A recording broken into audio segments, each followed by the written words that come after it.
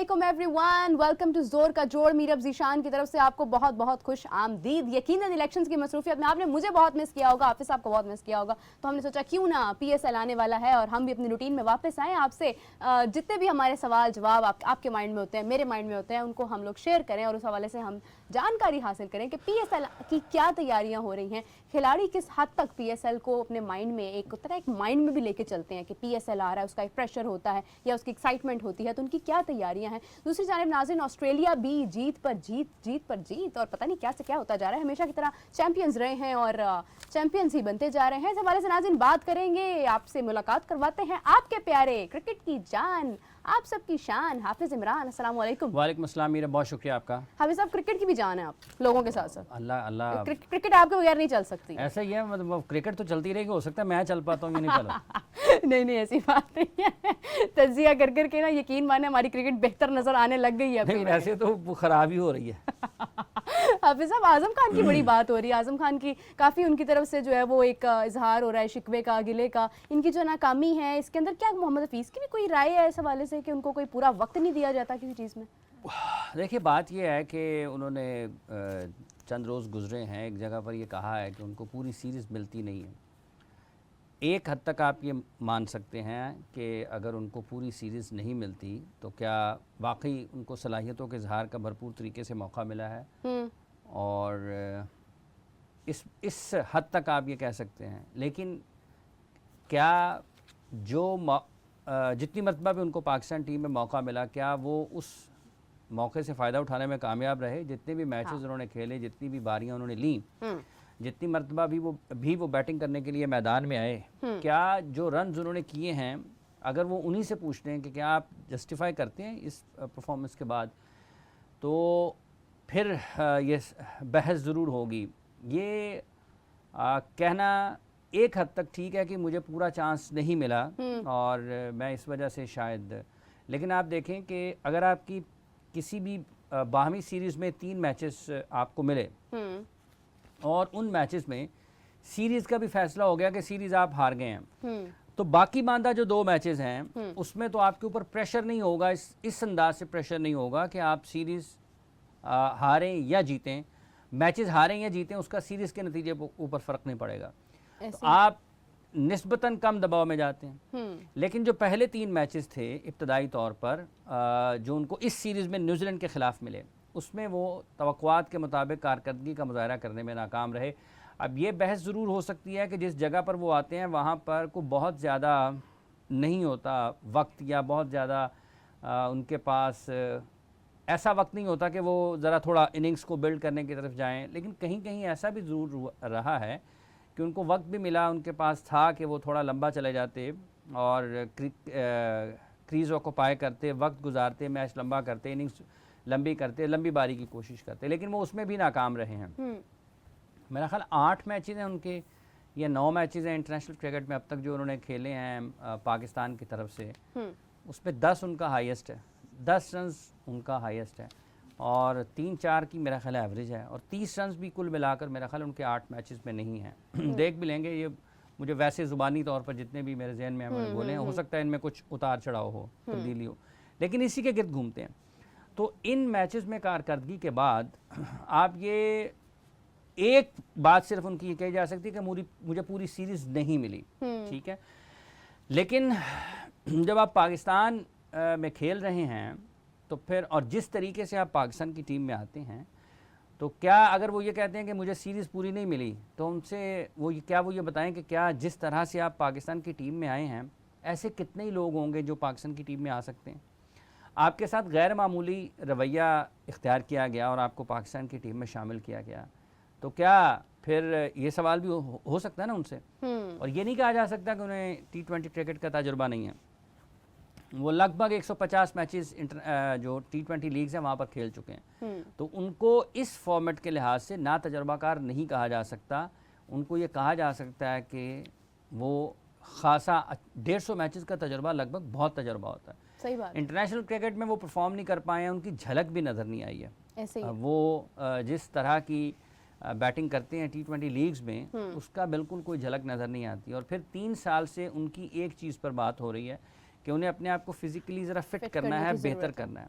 तो क्या वो इस हवाले से भी बताएं लोगों को कि जब उनको बतौर ख़ास पाकिस्तान की नेशनल क्रिकेट एकेडमी में रखा गया था उनको फ़िज़िकल फ़िटनेस बेहतर करने के लिए, क्या वो उसमें कामयाब हुए? क्या उन्होंने उसके ऊपर तवज्जो दी? अगर वो पाकिस्तान के लिए खेलना चाहते हैं तो पाकिस्तान से खेलने के भी तो कोई तकाजे होंगे ना। बिल्कुल सही क्या बात है। उन्होंने उनको पूरा किया है? अगर वो पूरा नहीं किया तो 3 मैचेस आपको मिले इस सीरीज़ में न्यूजीलैंड के ख़िलाफ़, क्या आपने उनमें बेहतर खेल का मुजाहरा किया? बिहाइंड स्टंप्स यानी कि आपको विकेटों के पीछे ग्लव्स में आपने जाना है और आपकी वजह से सेक्रीफाइस किया मोहम्मद रिजवान ने, वो ग्लव्स छोड़कर किसी और तरफ चले गए। तो सबसे पहली बात यह कि आप बताएं कि आज मोहम्मद रिजवान की मौजूदगी में क्या वो बहसियत विकेट कीपर सेलेक्ट होते हैं? दुनिया में कहीं भी चले जाएं आप, किसी भी मुल्क में चले जाएं, ये 2 खिलाड़ियों को खड़ा कर दें आप कि ये 2 विकेट कीपर बैटर हैं जी, किसी भी दुनिया की टीम में कौन बेहतर मुंतखब होता है? तो आप मुझे बताएं कौन मुंतखब होगा? दुनिया की किसी भी टीम में चले जाएं ये 2 खिलाड़ी लेकर। तो इसके बाद अगर आप ये शिकवा करें ना, एक लॉजिक के एतबार से आप उसको कह सकते हैं कि यार ये किसी हद तक ठीक है, लेकिन जिस तरह से आप पाकिस्तान की टीम में आते हैं, आप बताएं कि आप मोहम्मद रिजवान के मुतबादल हो सकते हैं?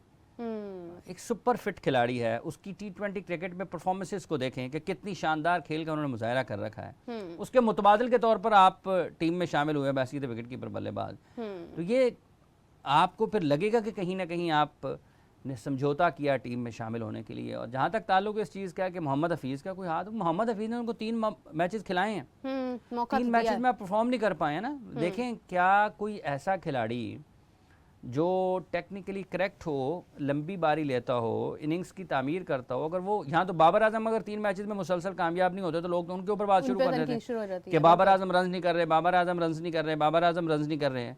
तो एक ऐसे मुल्क में आप अपने ज़मीनी हक़ाइक़ को भी तो देखें ना कि आप किस मुल्क में हैं, वहाँ पर रुझानात क्या हैं, वहाँ पर कैसे खेला जाता है, और उसके बाद फिर आप, और यही आज़म खान अगर ये फ़र्स्ट क्लास क्रिकेट में बहुत अच्छा खेल रहे हों, अगर ये इंटरनेशनल आपकी लिस्ट ए क्रिकेट में बहुत अच्छा खेल रहे हों, आपकी धड़ाधड़ इन्होंने रन्स के ढेर लगाए हों, ठीक है, और उसके बाद अगर आपको इस तरीके से तोड़ कर चांसेस मिलें तो इसके ऊपर ये बात हो सकती है। लेकिन और फिर आप देखें कि आप खुद बहुत सी जगह पर मसलहत का शिकार हैं, आपकी अपनी कारकर्दगी, आपकी अपनी फ़िज़िकल फ़िटनेस जो हर वक्त उसके ऊपर सवालिया निशान रहता है, लोग उसके ऊपर बात करते रहते हैं।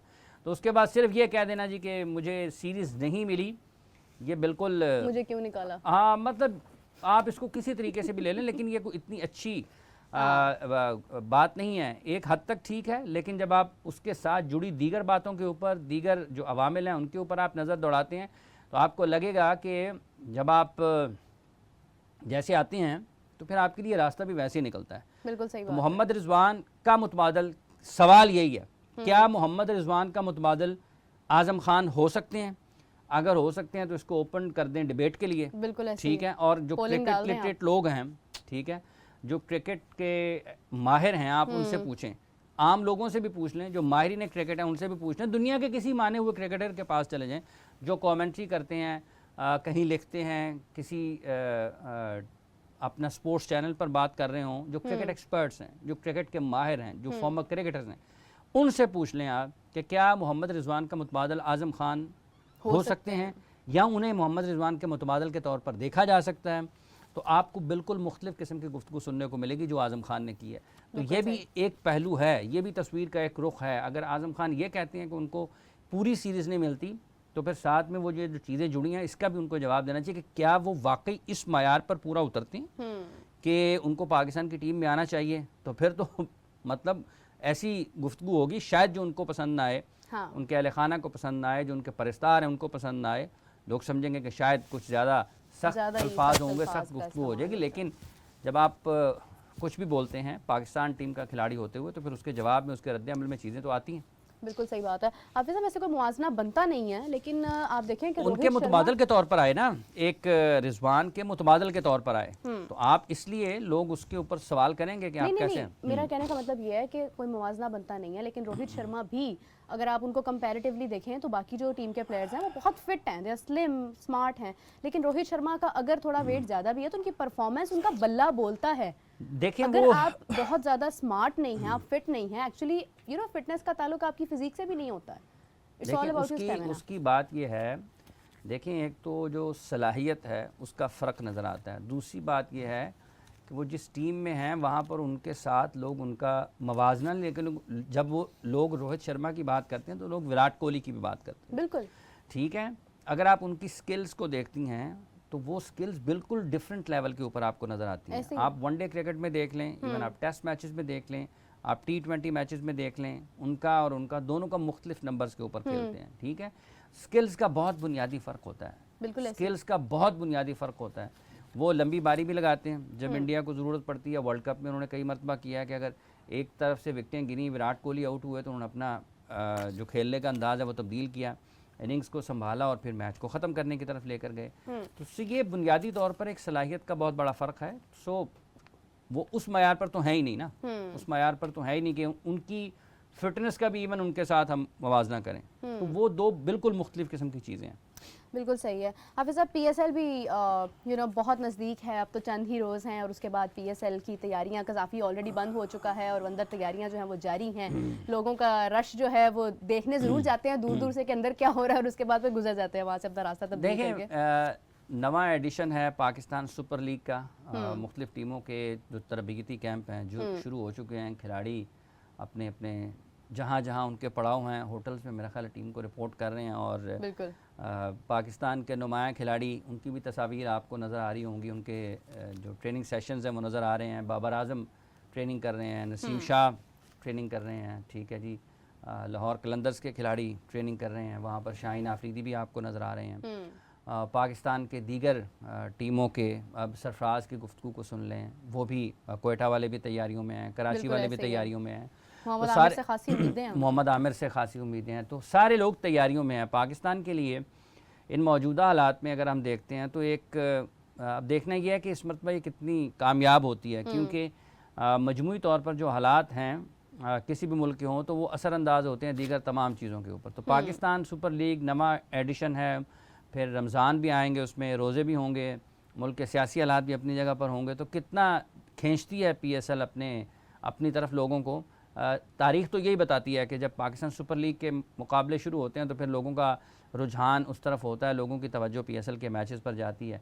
एक तरफ लोग खिलाड़ियों का इंतज़ार कर रहे हैं, अपने अपने पसंदीदा खिलाड़ियों को देखने के लिए बेताब हैं। दूसरी तरफ अली ज़फ़र के गाने का भी लोगों को बहुत शिद्दत से इंतज़ार है कि अली ज़फ़र साहब जो हैं वो चूँकि उनका जो पहला गाना था पीएसएल का वो आज भी लोगों को याद है। लोग उसी का जो म्यूज़िक है वो भी आपको पीएसएल के मैचेस में, इवन जो पाकिस्तान की इंटरनेशनल सीरीज़ भी होती हैं उसमें भी सुनाई देता है। तो इस मरतबा क्या वो उस मयार को अपना ही जो उनका मुकर्रर करदा है उस पर जाते हैं या नहीं जाते हैं, कितना लोगों को उनकी आवाज़ खींचती है अपने तरफ और कितना ज़्यादा पसंद आता है लोगों को। क्योंकि अगर हम गुज़िश्ता 2-3 एडिशंस में देखते हैं तो पीएसएल के तराने के एतबार से को बहुत ज़्यादा अच्छी गुफ्तगू सुनने को मिलती नहीं है, को उतना ज़्यादा खींच नहीं पाया, लोगों को तवज्जो नहीं हासिल कर पाया। तो इस मरतबा अली ज़फ़र चूँकि एक बड़ा नाम है और वो माजी में एक कामयाब इस हवाले से हो चुके हैं, तो अब देखना यह है कि क्या इस मरतबा वो लोगों को अपनी तरफ खींचने में कामयाब होते हैं या नहीं होते हैं। वैसे भी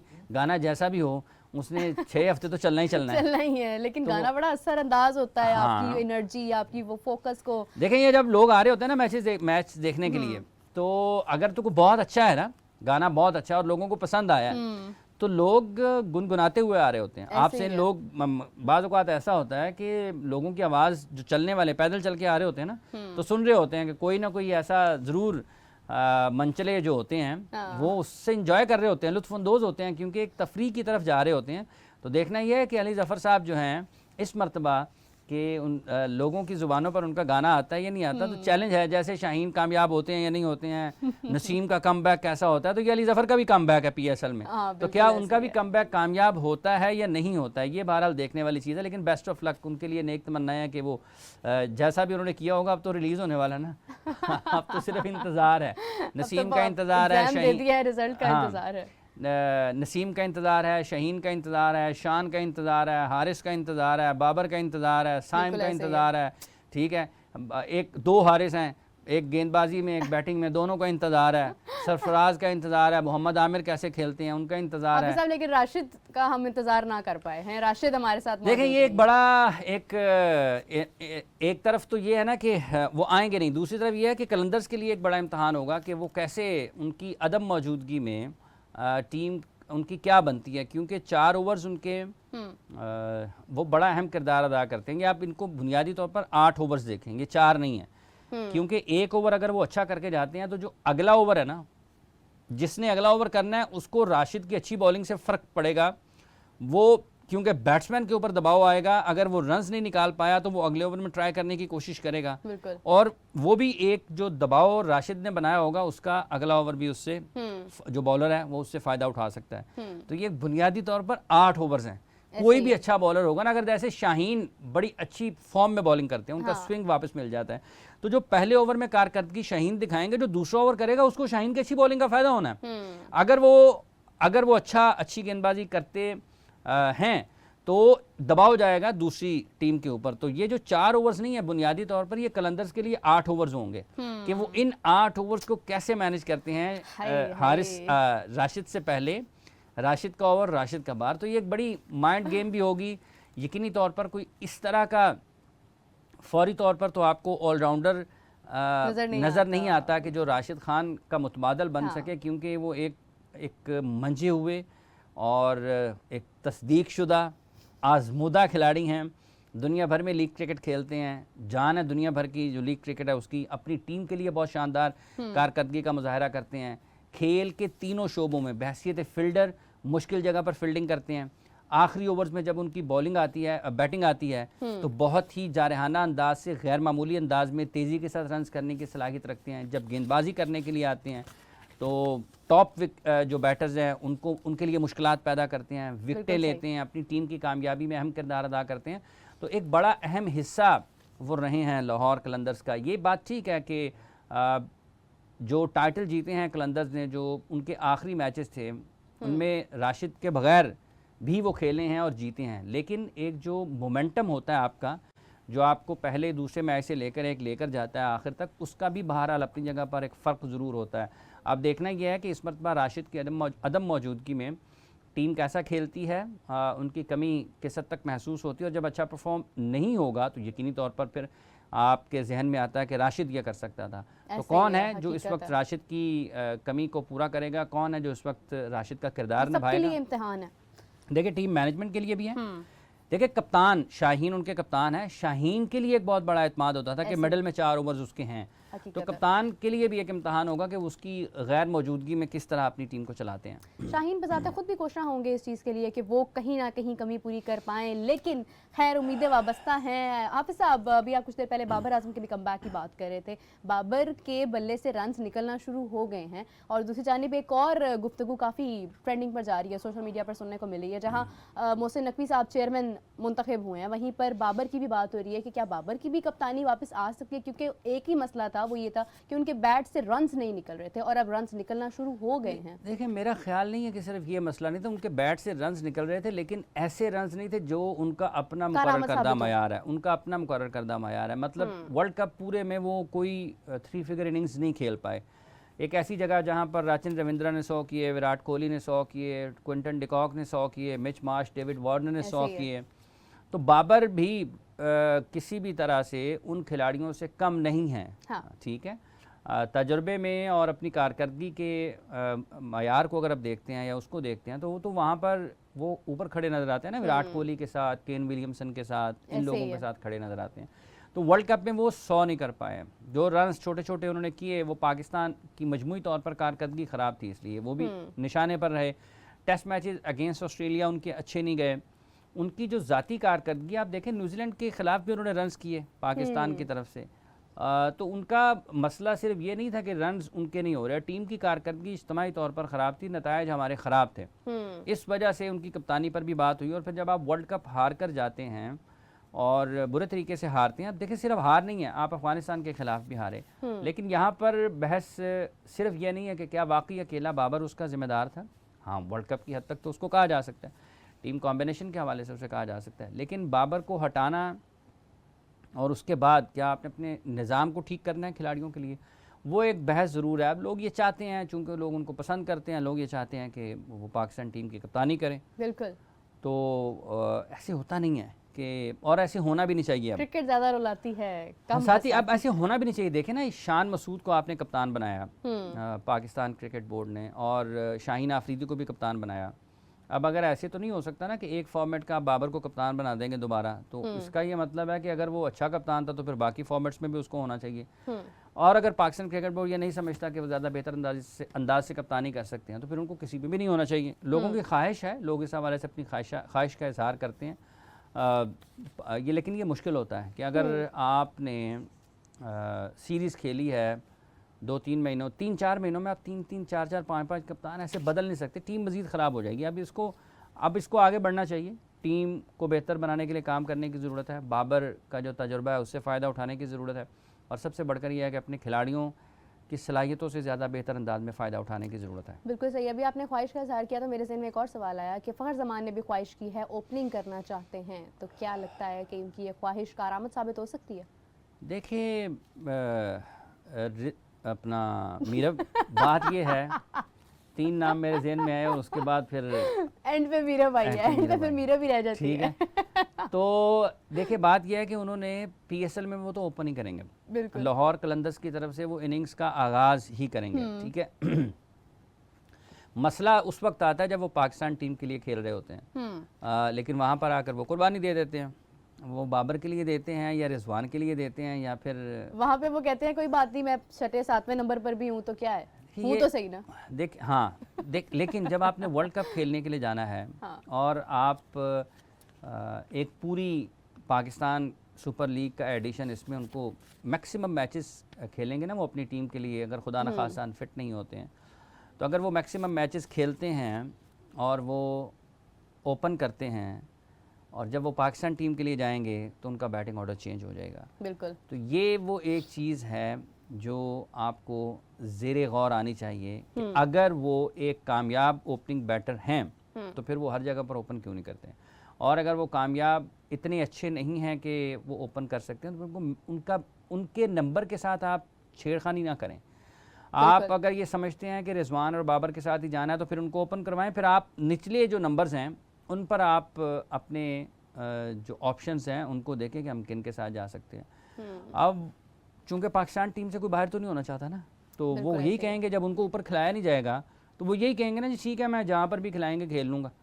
तो ये इसका, लेकिन जब आप दलील की बात करेंगे, नंबर आपको नहीं छेड़ना चाहिए ना। नंबर आपको, मतलब अगर यही नंबर का कोई मसला नहीं है, अगर फ़र्ज़ कर लें कि कोई, जो लोग ये कहते हैं कि नंबर का कोई मसला नहीं है जी, तो फिर आप ऐसा करें ना, रिजवान को कहें कि नंबर 5 पे खेले और बाबर से कहें नंबर 4 पे खेले T20 में, और इनको अगर नंबर का कोई मसला नहीं है। देखिए होता है, अगर नंबर अहम होता है, पहचान होती है, ठीक है, तो फिर आप किसी के साथ भी खेल सकते हैं ना। आप क्यों ये नहीं कह सकते हैं, अगर आपके ख्याल में कोई मसला नहीं है तो फिर बाबर और रिजवान का नंबर भी चेंज किया जा सकता है। फिर सिर्फ फ़खर का क्यों चेंज किया जाए, फिर सिर्फ साइम का क्यों किया जाए। सो ये अहमियत है। अब चूंकि वो इस्टेब्लिश हो चुके हैं ऊपर दोनों, वो बहुत शानदार कारकर्दगी का मुजाहरा किया उन्होंने, तो पाकिस्तान क्रिकेट बोर्ड को ये चाहिए था, जो गुज़िश्ता 3-4 बरस में नहीं किया। आपको खिलाड़ियों को ढूंढना चाहिए था, उनको तैयार करना चाहिए था जो नंबर 4, 5, 6 पर आपके लिए बेहतर खेल सकें। आप देखें ना, लोग ये कहते हैं कि इन नंबरों पर आपके पास वक्त कम होता है, आपकी कामयाबी के इम्कानात निस्बतन कम होते हैं, लेकिन ग्लेन मैक्सवेल ने तो कल भी 100 कर दिया। इससे पहले उन्होंने ऑस्ट्रेलिया, ये गुज़िश्ता 3-4 माह में आप देखें कि उन्होंने वनडे में डबल 100 किया, दोहरी सेंचुरी लगाई अफ़गानिस्तान के ख़िलाफ़ वर्ल्ड कप में। उसके बाद उन्होंने इंडिया के ख़िलाफ़ T20 मैच खेले वहाँ पर इंडिया में, वहीं पर उसी अंदाज़ में उन्होंने सेंचुरी स्कोर की। कल उन्होंने बिल्कुल उसी जारहाना अंदाज में वेस्ट इंडीज़ के ख़िलाफ़ 100 कर दिया है। सो आपके पास जो प्लेयर्स हैं वो ऐसे होने चाहिए कि जिनकी वो मवाजना नहीं है, उनको बहुत तजर्बा है, लेकिन सलाहियत के एतबार से आपको देखना पड़ेगा कि शॉट्स की रेंज कितनी है। जब आपके पास शॉट्स की रेंज ज़्यादा होती है, आपकी कामयाबी के इम्कानात ज़्यादा होते हैं। जब आप लिमिटेड ऑप्शंस के साथ जाते हैं ना, जब आप ऐसे ही कह लें ना, जब किसी एक जगह पर सेल लगी हुई है, ठीक है, तो साथ में ये भी लिखा होता है कि लिमिटेड जो है, महदूद मुद्दत के लिए है, या आप उसको कह सकेंगे भाई चंद पीस ही रह गए हैं जी वापस।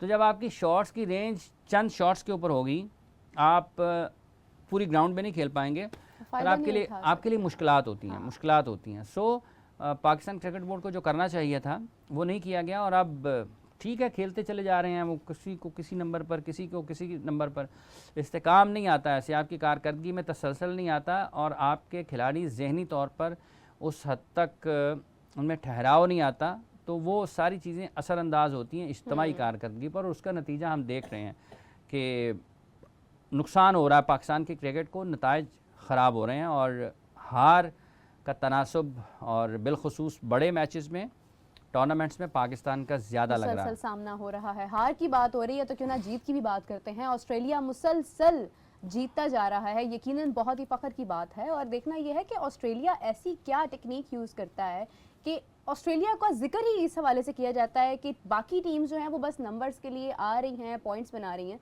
लेकिन जीतना एट द एंड ऑस्ट्रेलिया नहीं होता है। अब सब ऑस्ट्रेलिया क्योंकि अभी अंडर 19 भी जीत गया, और फिर अगर आप माजी में जाते हैं तो आप देखते हैं कि ऑस्ट्रेलिया मुसलसल विनिंग में ही आता जाता है। अगर भारत जो है वो एक बेस्ट टीम है, लेकिन भारत ऑस्ट्रेलिया के आगे भी थोड़ा कमज़ोर पड़ जाता है। क्या कहेंगे इस हवाले से? देखें, एक तो ये है कि ये तीसरा फाइनल है जो इंडिया को शिकस्त का सामना करना पड़ा है ऑस्ट्रेलिया के ख़िलाफ़। गुज़िश्ता एक साल के अंदर वर्ल्ड टेस्ट चैम्पियनशिप का फ़ाइनल ऑस्ट्रेलिया ने जीता, फिर 50 ओवर्स यानी कि वनडे वर्ल्ड कप का फ़ाइनल ऑस्ट्रेलिया ने जीता इंडिया के ख़िलाफ़, और अब अंडर 19 वर्ल्ड कप का फ़ाइनल भी वो इंडिया के ख़िलाफ़ जीते हैं। तो ये उनकी एक जो फातिहाना सोच है और जो तर्ज़ अमल है उसका भरपूर तरीके से इजहार उन्होंने किया तसलसल है, ठीक है, और हर सतह पर है, हर फॉर्मेट में है। देखें, वर्ल्ड टेस्ट चैम्पियनशिप 5 रोज़ के क्रिकेट, 50 ओवर्स का वर्ल्ड कप, ठीक है, वनडे क्रिकेट। अब यहाँ पर जो जूनियर क्रिकेट है उसमें भी उन्होंने अपनी बर्तरी साबित की। सो ये एक चीज़ है कि जो उनकी एक फातिहाना सोच, आप देखें कि उनके जो खिलाड़ी हैं, अगर आप 1999 से अब तक देख लें तो कितने वर्ल्ड कप वो जीत चुके हैं, ठीक है, तो उनकी कारकर्दगी ज़रा नुमाया नज़र आती है। तो मेंटली बहुत ज़्यादा शानदार हैं। कल तो एक सरदार जी ने बड़े रन्स किए हैं ऑस्ट्रेलिया की तरफ से, और बड़े अच्छे शॉट्स भी उन्होंने खेले, और उन्होंने बड़ा अहम किरदार भी अदा किया अपनी टीम की कामयाबी में। रन्स ऑन बोर्ड ऑस्ट्रेलिया ने अच्छे कर लिए थे पहले बारी करते हुए।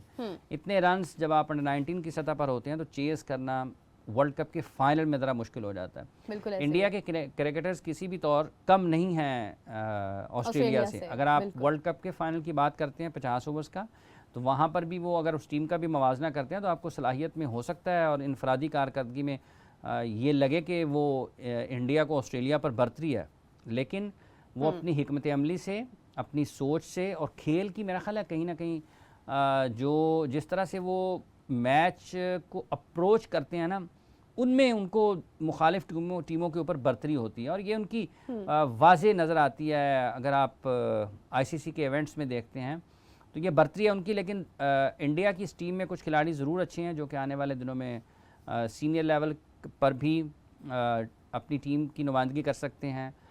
उनको यकीनी तौर पर पाकिस्तान भी हारा, वर्ल्ड कप का सेमीफाइनल हारा पाकिस्तान ऑस्ट्रेलिया से। आप देखें कि वर्ल्ड कप का सेमीफाइनल उन्होंने पाकिस्तान को हराया है, वर्ल्ड कप का फाइनल उन्होंने इंडिया को हराया है। तो दो टीमें ऐसी एशिया में यहाँ पर उन्होंने उन दोनों को हराने के बाद ये वर्ल्ड कप जीता। और पाकिस्तान की फास्ट बॉलिंग बहुत अच्छी थी जिसके बारे में पूरी दुनिया में बात हुई।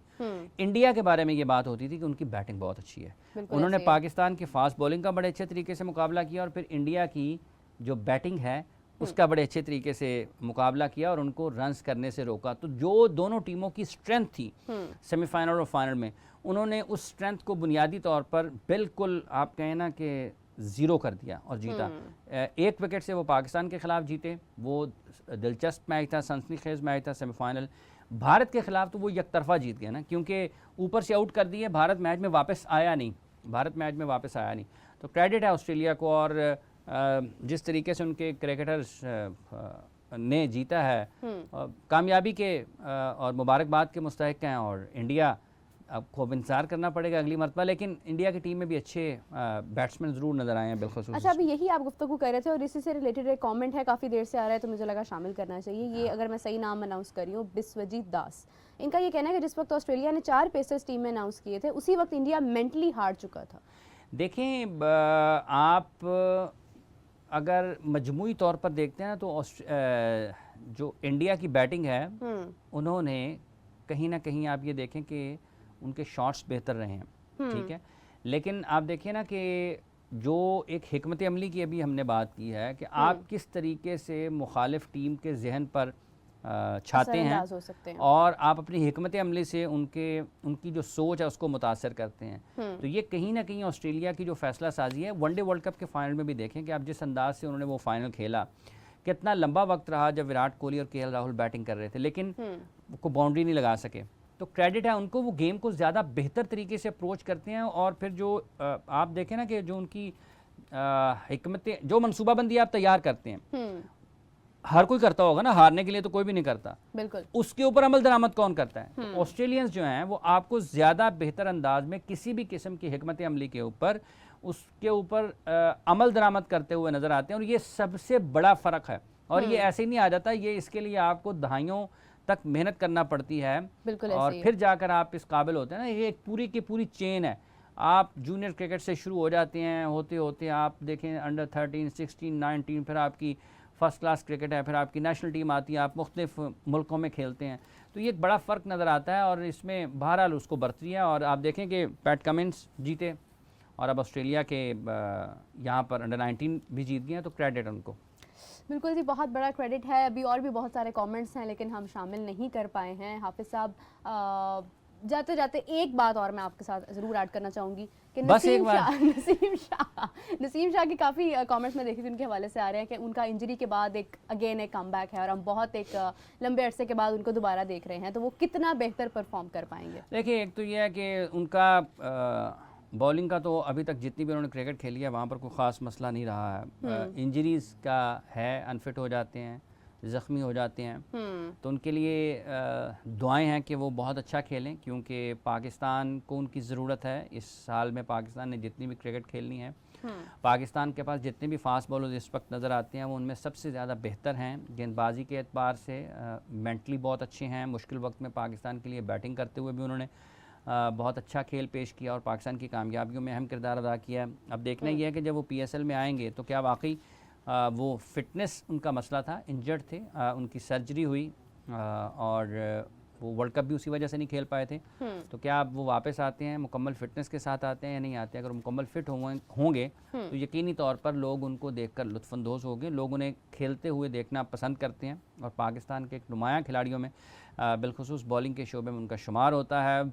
हर तरह की क्रिकेट में वो बेहतर खेल पेश करने की सलाहियत रखते हैं। तो उनके लिए नेक तमन्नाएं हैं कि वो मुकम्मल और भरपूर फिटनेस के साथ ये वाला PSL का नवा एडिशन खेलें और जिस टीम में उन्होंने गए हैं वहाँ पर उनकी कामयाबियों में अहम किरदार अदा करें। और जो लोग दुनिया भर में उनको देखते हैं, पाकिस्तान में जितने भी लोग उनको देखते हैं, पाकिस्तान से बाहर जितने भी लोग उनको देखते हैं, तो उनको अपनी कारकर्दगी से वो याद दिलाएँ कि नसीम शाह वापस आ गए, यानी कि टार्जन की वापसी हो गई है।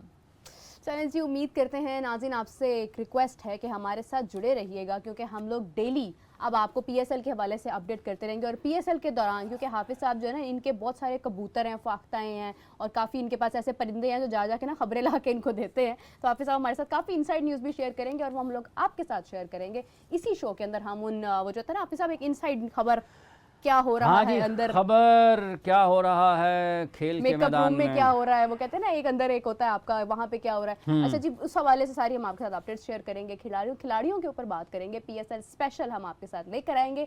हमारे साथ जुड़े रहिएगा, देखते रहिए जोर का जोर। तब तक के लिए मुझे हाफिज़ साहब को इजाजत दीजिए। हाफिज़ साहब, आपका बहुत शुक्रिया, आपने भी हमें पूरा वक्त देना और सही खबरें मेरे साथ लेकर आनी है। थोड़ी मैं अपने पास से भी लगा लूंगी। तो नाज़रीन, मुझे इजाजत दीजिए, आपसे मुलाकात होगी कल। तब तक के लिए अल्लाह हाफिज़।